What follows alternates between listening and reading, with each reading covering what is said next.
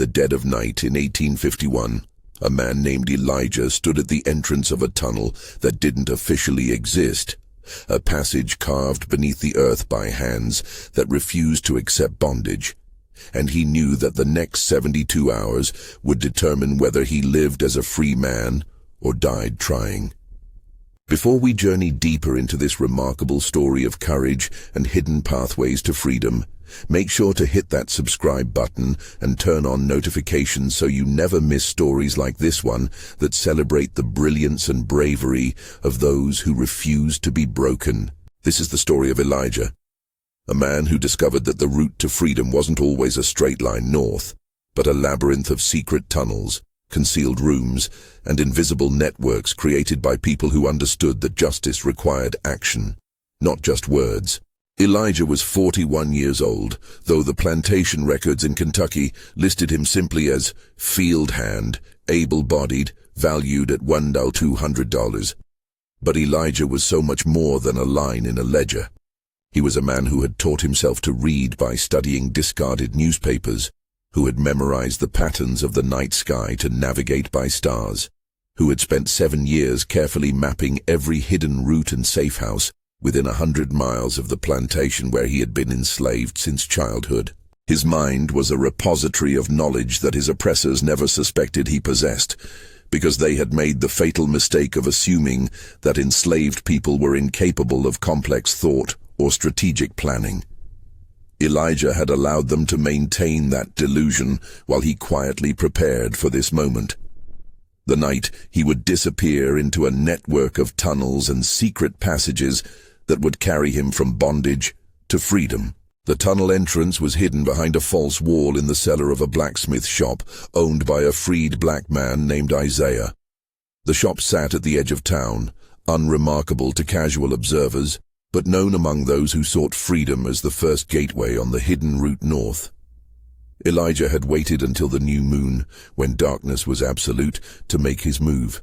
He had walked off the plantation not in panicked flight, but with careful deliberation, moving during the shift change when one overseer ended his patrol and another began, a 15-minute window that he had observed and timed over months of patient watching. "Freedom isn't given," he whispered to himself as he slipped through the shadows toward the blacksmith shop. "It's taken, one calculated step at a time." Now, standing before the tunnel entrance, he felt the weight of every enslaved person who had come before him, every soul who had died dreaming of this moment, and he knew he carried their hopes with him into the darkness below. But would the tunnel be safe? Would the route be clear? Elijah had heard whispers of slave catchers who had discovered some of the passages, who waited in the darkness like spiders in a web, ready to spring on desperate runaways. Isaiah, the blacksmith, placed a hand on his shoulder. "This passage hasn't been compromised," he said quietly, his voice carrying the certainty of someone who had helped dozens escape before.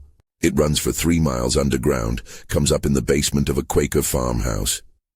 The family there, the Prescotts. They'll hide you for 2 days while the search parties comb the area. After that, you'll move to the next station." Elijah nodded, his throat too tight for words. He was trusting his life to people he had never met, people whose kindness seemed impossible in a world built on cruelty. Yet here was Isaiah, risking his own freedom by operating this station, and somewhere ahead were the Prescotts, white people who opposed slavery strongly enough to break the law and shelter runaways. The existence of these allies gave Elijah hope that perhaps the world contained more goodness than he had been allowed to see during his years of bondage. The descent into the tunnel was like entering another world entirely.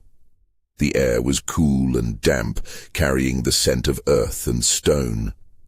The passage was narrow, just wide enough for one person to move through, and the ceiling was low enough that Elijah had to stoop as he walked.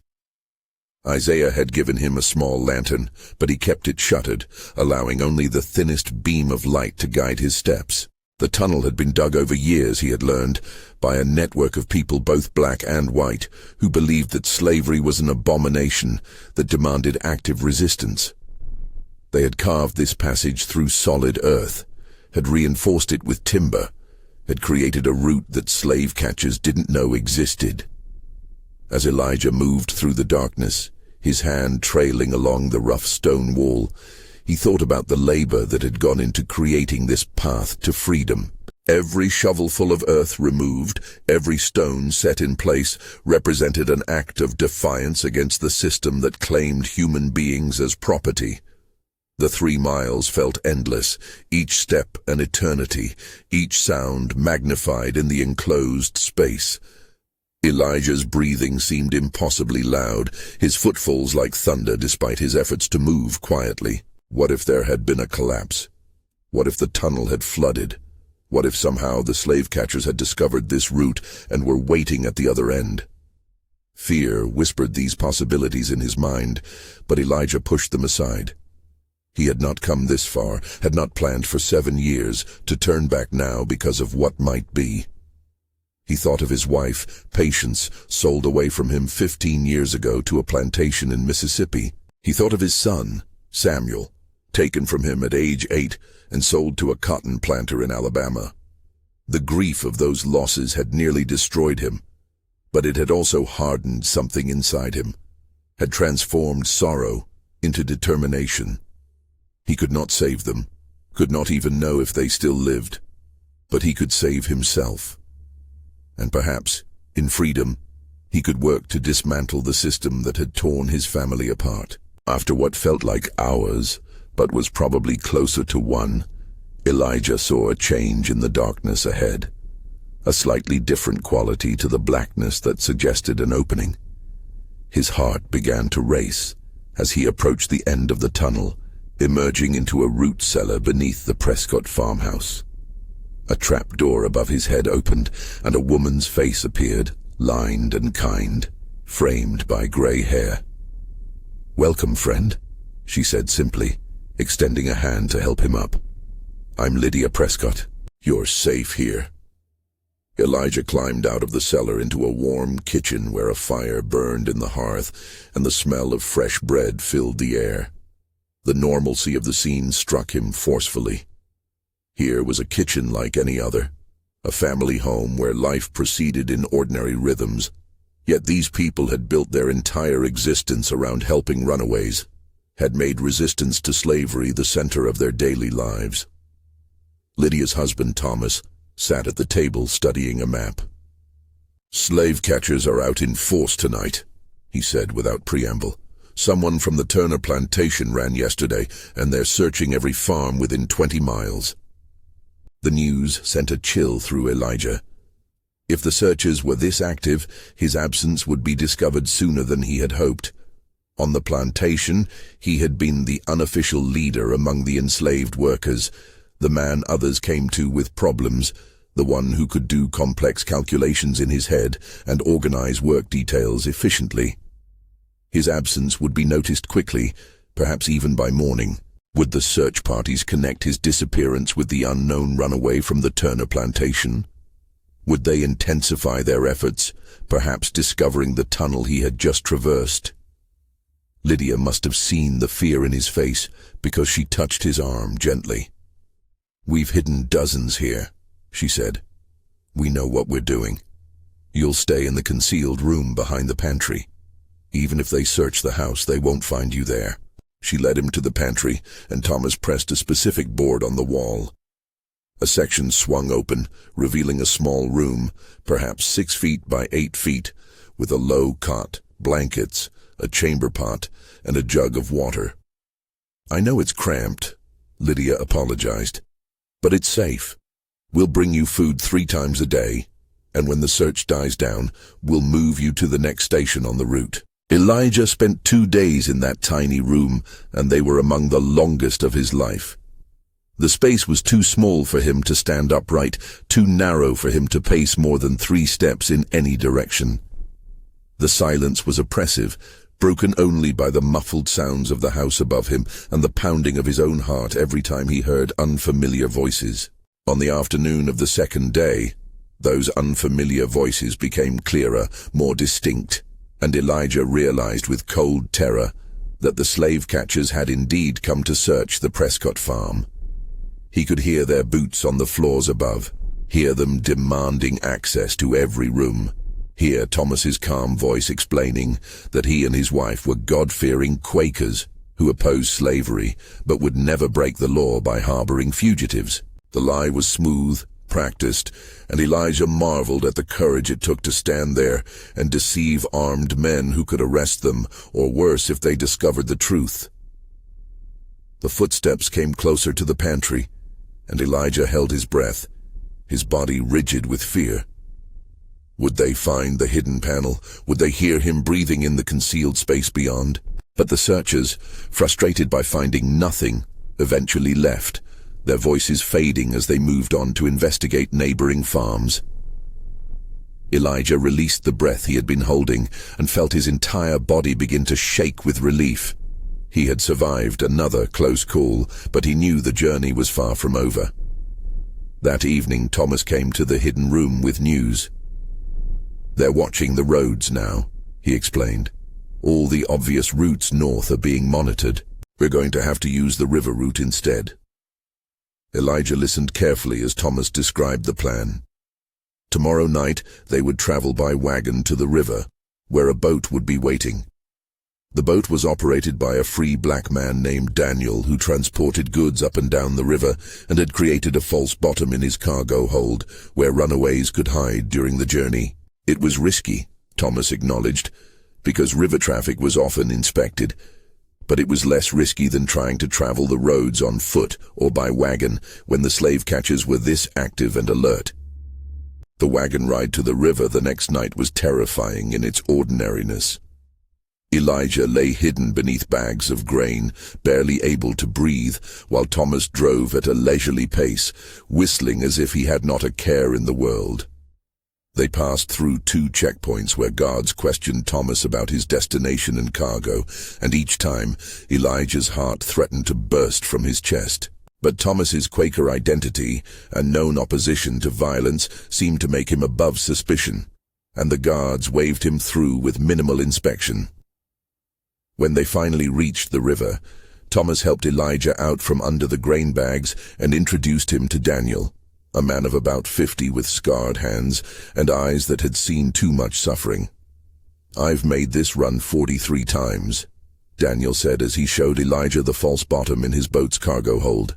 "Never lost a passenger yet, and I don't intend to start now. The journey takes 3 days. We'll be stopped and searched at least twice. The hiding place is good, but you'll need to be absolutely silent when we're boarded." The 3 days on the river tested Elijah's endurance in ways the tunnel and the hidden room had not. The space beneath the cargo hold was even more confined, and the motion of the boat made him nauseated. He could hear everything happening above him. Daniel's conversations with other boatmen, the splash of water against the hull, the calls of birds along the riverbank. Twice, just as Daniel had predicted, the boat was boarded by officials checking cargo and papers.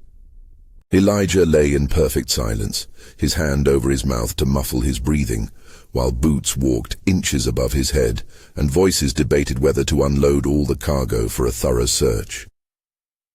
Both times, Daniel's calm demeanor and legitimate shipping papers convinced the officials to move on without a complete inspection. But the stress of those encounters left Elijah shaking, and he had to remind himself over and over that he was still alive, still free, still moving toward a future where he would own himself. "Patience," he whispered in the darkness, speaking to his long-lost wife and also to the virtue itself. "Have patience. Freedom is worth this suffering." When the boat finally docked at a small town in Ohio, a free state where slavery was illegal, Elijah emerged from his hiding place, feeling as if he had been reborn. Daniel helped him onto the dock and pointed toward a church steeple, visible in the distance. "Go to that church," he said. "Ask for Reverend William Harris. Tell him Daniel sent you. He'll know what to do next." Elijah wanted to thank Daniel properly, to express the depth of his gratitude, but the boatman waved him away. "Go," he said simply. "Live free. That's thanks enough." Elijah made his way through the town, marveling at the sight of black people walking freely on the streets, working in shops, conducting business as equals. This was Ohio, a free state. Yet he knew that the Fugitive Slave Act meant he was still not truly safe. Slave catchers operated even in free states, and the law required officials to return captured runaways to their enslavers. He was closer to freedom than he had ever been, but the journey was not yet complete. He still had to reach Canada, where British law protected runaways and American slave catchers had no jurisdiction. Reverend Harris was a white man of about 60, with a shock of white hair and the fervent eyes of a true believer. He welcomed Elijah into his church and immediately began planning the next stage of the journey. "You'll stay here tonight," he explained, "in a secret room we've built in the church basement. Tomorrow you'll travel with a group of Quakers heading to a settlement near the Canadian border. They make the trip once a month to deliver supplies, and they've helped us move dozens of freedom seekers." That night, Elijah sat in the church basement, surrounded by the quiet presence of the sacred space above, and allowed himself to think about what freedom might actually mean. For 41 years, his life had been defined by someone else's will. His labor stolen, his family torn apart, his very existence reduced to a monetary value. What would it feel like to wake up each morning and decide for himself how to spend his day? What would it mean to work and keep the fruits of his labor? To walk down a street without fear? To build a life on his own terms? The possibilities seemed almost too vast to comprehend, but they filled him with a hope he had not allowed himself to feel in decades. The journey to the Canadian border took another week, and it was the most dangerous part of Elijah's escape yet. The Quaker settlement he traveled with was well known for its abolitionist sympathies, which meant they were frequently stopped and searched by authorities looking for runaways. The group had developed elaborate methods for concealing fugitives, including false-bottomed wagons, secret compartments in furniture they were transporting, and even disguises that transformed runaways into members of the Quaker community itself. Elijah was given Quaker clothing and taught to adopt their distinctive speech patterns and mannerisms. He traveled openly with the group, pretending to be a freed black man who had joined the Quaker community, and the disguise was so effective that most people they encountered accepted him without question. But there were close calls, moments when suspicious officials questioned him directly, when his answers had to be perfect or risk exposure and capture. Each time, he drew on the intelligence and quick thinking that had kept him alive through years of slavery. And each time, he managed to convince his questioners that he was exactly who he claimed to be. The moment when Elijah finally crossed into Canada was not dramatic or cinematic. There was no fanfare, no obvious marker except a sign indicating they had left American territory and entered British jurisdiction. But for Elijah, that simple crossing represented the culmination of 7 years of planning, weeks of terrifying travel through hidden routes and secret passages, and a lifetime of dreaming about freedom. He was in Canada. He was legally free. No slave catcher could touch him here. No law could force him back into bondage. He stood on Canadian soil and felt tears streaming down his face, tears of relief and joy and grief for all those still enslaved, for his lost family, for the 41 years of his life that had been stolen from him. A Quaker woman named Elizabeth, who had been part of the group that brought him here, placed a gentle hand on his shoulder. "You're home now," she said softly. "You're free." Those simple words broke something open inside Elijah, and he wept, as he had not wept since childhood, purging years of accumulated pain and fear and loss. The Quaker community helped Elijah settle in a town near Toronto, where a community of formerly enslaved people had established themselves. They helped him find work as a carpenter, a skill he had learned on the plantation but had never been paid for, and assisted him in renting a small room in a boarding house. For the first time in his life, Elijah earned wages for his work, money that belonged to him and him alone. The first time he held those coins in his hand, he stood very still for a long moment, overwhelmed by the simple dignity of being compensated for his labor. This was what freedom meant, he realized. Not just the absence of chains, but the presence of self-determination, the right to make choices about his own life, to keep what he earned, to build a future according to his own vision. He sent word back through the Underground Railroad network, letting people know that Elijah from the Kentucky plantation had made it to Canada, hoping that his success might inspire others to attempt their own escapes, to believe that freedom was possible even when it seemed impossibly distant. As months passed and became years, Elijah built a life in Canada that would have been unimaginable during his years of enslavement. He expanded his carpentry business, eventually hiring assistants and taking on larger projects. He married a woman named Rebecca, another formerly enslaved person who had escaped from Virginia, and together they created a home filled with the ordinary joys and struggles that had been denied to them for so long. They had children, 2 daughters born free, who would never know the terror of being someone else's property. Elijah taught them to read and write, gave them educations that had been forbidden to him, and told them stories of the hidden roots that had carried him to freedom. He wanted them to know their history, to understand the price that had been paid for their liberty, to appreciate the courage of all the people, black and white, who had risked everything to help strangers escape bondage. He wanted them to grow up knowing that their father had not passively accepted his enslavement, but had actively fought against it, using intelligence and strategy and the help of a network of allies to claim his own freedom. But Elijah never forgot those still enslaved, and he dedicated much of his free time to supporting the Underground Railroad from the Canadian side.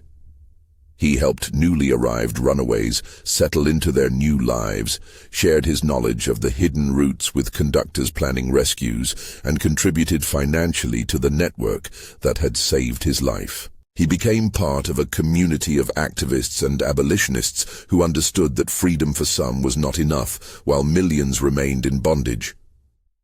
He attended meetings where formerly enslaved people shared their stories, where plans were made to help more people escape, where the moral urgency of ending slavery was discussed and debated.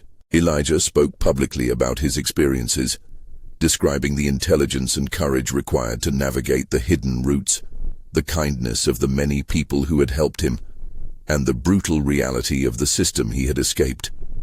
His testimony became part of the growing body of evidence that slavery was not a benign institution, but a system of violence and terror that destroyed families, crushed spirits, and denied the fundamental humanity of millions of people. In his later years, Elijah lived to see the end of slavery in America, witnessed the Civil War and the Emancipation Proclamation that finally made illegal the institution that had defined so much of his life. The joy he felt at that news was profound, but it was tempered by the knowledge of how much had been lost, how many lives had been destroyed, how many families had been torn apart before this moment of liberation finally arrived. He thought often of Patience and Samuel, his wife and son, and wondered what had become of them. Had they survived to see freedom? Had they found happiness in their lives? He would never know, and that not knowing was a wound that never fully healed. But he took comfort in the fact that his daughters would grow up free, that future generations of black people would not have to endure what he had endured, that the hidden routes he had traveled would eventually be memorialized as symbols of resistance and courage rather than shameful secrets that needed to be concealed.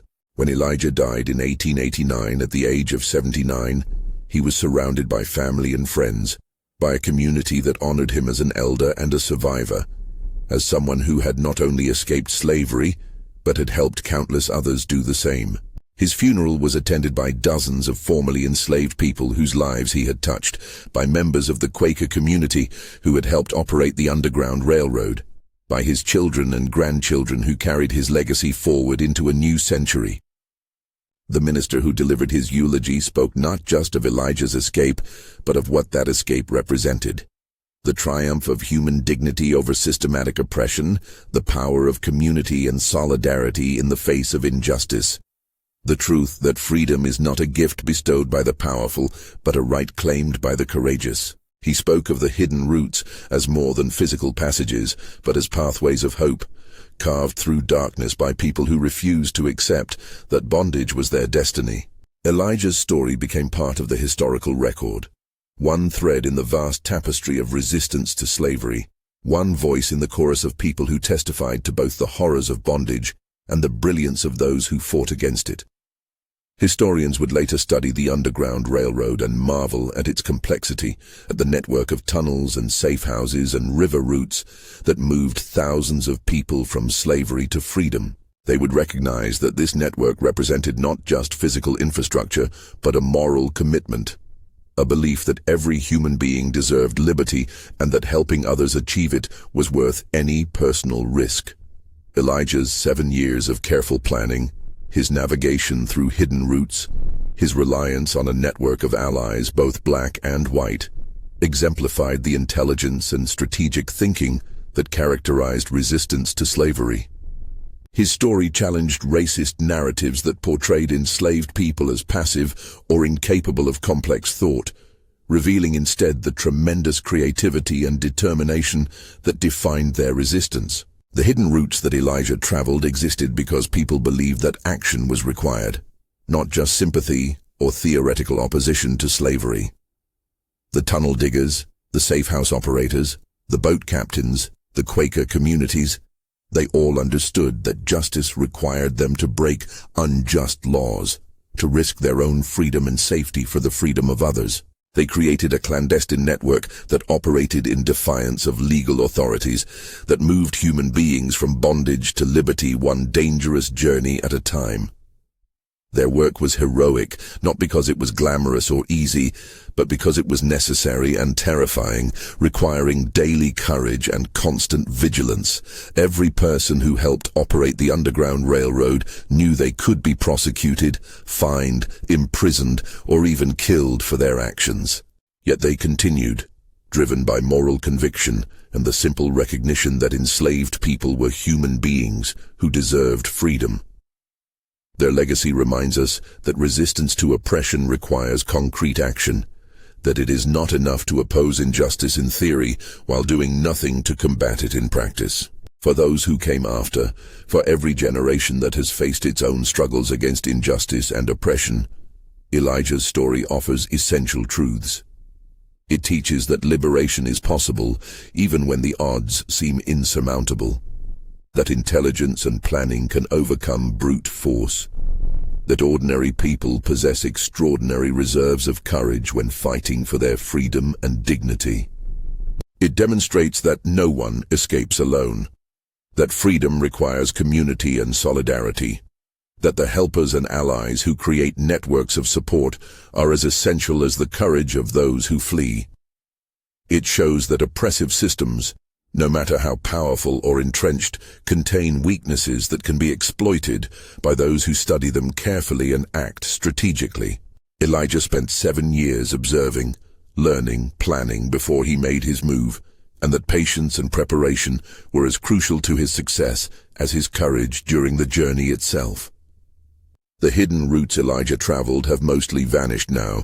The tunnels collapsed or filled in, the safe houses torn down or repurposed, the river routes just memories in history books.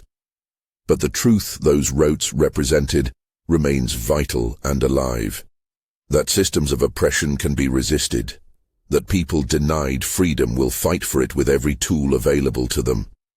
That the human spirit cannot be permanently crushed by injustice, no matter how brutal or systematic. Elijah's journey from a Kentucky plantation to freedom in Canada was not miraculous or supernatural, but human, marked by fear and courage in equal measure, by near captures and narrow escapes, by the kindness of strangers and the cruelty of a system built on stolen labor and broken families. His success depended on his own brilliance and bravery, yes, but also on a network of people who believed that his freedom mattered, that helping him escape was worth the risk, that they had a moral obligation to act according to their conscience, even when the law demanded otherwise. In the end, Elijah's life reminds us that history is made not just by the famous and powerful, but by ordinary people who make extraordinary choices in moments of crisis, who refuse to accept injustice as inevitable, who believe that change is possible and act on that belief regardless of personal cost. His name may not appear in major textbooks. His face is not memorialized in monuments, but his courage echoes through time, inspiring each generation to believe in the possibility of freedom, to fight against oppression in whatever forms it takes, to create our own hidden routes toward justice when the obvious paths are blocked or monitored by those who profit from inequality. The routes Elijah traveled were hidden because they had to be, because the legal and social structures of his time were designed to keep people enslaved, to punish those who sought freedom and those who helped them. But hidden does not mean weak or ineffective. Those secret passages, those concealed rooms, those underground networks moved thousands of people from bondage to liberty, represented one of the most successful resistance movements in American history. When we remember Elijah and the countless others who made similar journeys, who navigated their own hidden routes and relied on their own networks of allies, we honor not just their individual courage, but the universal human yearning for freedom and self-determination. We acknowledge that the comfort and liberty many of us enjoy today were built on the sacrifices of people who had every reason to despair, but chose hope instead, who had every excuse to give up but kept fighting, who could have accepted their chains but chose to break them even when doing so required walking through darkness, both literal and metaphorical. Their stories are not relics of a distant past, but living testaments to human resilience. Roadmaps for how to resist injustice, reminders of what is possible when people refuse to accept the roles that oppression assigns to them, and when communities come together to support each other's liberation. The hidden routes Elijah traveled were physical pathways, yes, but they were also pathways of hope, channels through which flowed not just human bodies, but dreams of freedom, aspirations for dignity, refusals to accept dehumanization. Every tunnel dug, every safe room built, every boat modified with a false bottom, every disguise created, represented an act of defiance against a system that claimed absolute power over human lives.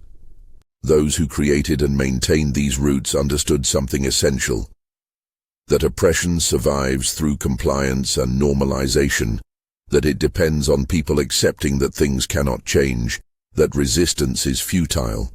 By creating alternatives, by carving hidden routes through the seemingly solid wall of slavery's power, they demonstrated that change was possible, that the system was not invulnerable, that courage and creativity in community could overcome even the most brutal oppression.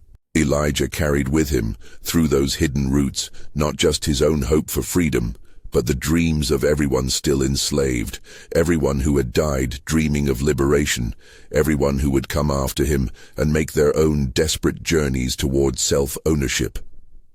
His escape was individual and collective, personal and political, a single man's triumph and a victory for the principle that human beings cannot be property, that dignity cannot be permanently suppressed, that the desire for freedom is more powerful than any system designed to deny it.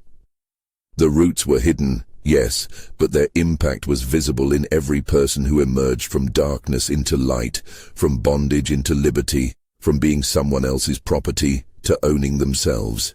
Every successful journey through those hidden passages weakened slavery's grip, proved that escape was possible, inspired others to believe they too could claim their freedom. As we reflect on Elijah's journey and the hidden routes that made it possible, we are reminded that freedom is not a static condition, but an ongoing struggle, that each generation must fight its own battles against injustice, that the work of creating pathways to liberation never truly ends. The specific forms of oppression change, the legal structures that enforce inequality evolve, but the fundamental truth remains: that some people will always seek to dominate others, and that resistance to such domination is both necessary and possible. Elijah's story teaches us to look for the hidden roots in our own time, to recognize that obvious paths to justice are often blocked or monitored by those who benefit from inequality, that we may need to create our own tunnels and safe houses and networks of support to help those seeking freedom from whatever forms of bondage they face. It reminds us that we are all part of a larger story of human struggle toward dignity and self-determination, that we inherit both the traumas and the triumphs of those who came before, that we have a responsibility to honor their sacrifices by continuing their work. The hidden routes Elijah traveled exist now only in memory and historical record, but the truth they embodied is eternal. That freedom is worth fighting for, that community and solidarity can overcome isolation and oppression, that ordinary people possess extraordinary courage when the moment demands it, that systems of injustice, no matter how powerful, can be challenged and ultimately defeated by those who refuse to accept them as permanent or inevitable. Elijah's journey reminds us that we are not powerless in the face of oppression, that we can dig our own tunnels through seemingly solid walls, that we can create our own networks of support and resistance, that we can carve pathways to freedom even when the world tells us that escape is impossible. His story is our story, the story of every person who has ever yearned for liberty and dignity, who has ever refused to accept dehumanization, who has ever believed that a better world is possible and acted on that belief despite fear and danger. In honoring Elijah and all those who traveled hidden routes to freedom, we commit ourselves to the ongoing work of justice, to creating a world where such routes are no longer necessary because freedom is universal, where no human being is reduced to property, where dignity is recognized as inherent and inalienable. We remember not just to commemorate the past, but to illuminate the present and inspire the future, to carry forward the courage and creativity and community that made liberation possible even in slavery's darkest hours. The hidden roots may be gone, but the spirit that created them lives on in everyone who fights for freedom, who carves pathways through oppression, who believes that justice is worth any sacrifice and acts according to that belief. Elijah's journey from bondage to liberty through hidden roots beneath the earth reminds us that freedom is not found on the surface, in obvious places and comfortable paths, but must sometimes be sought in darkness, claimed through dangerous journeys, won through courage and community, and an unshakable belief in human dignity that no system of oppression can ever fully destroy.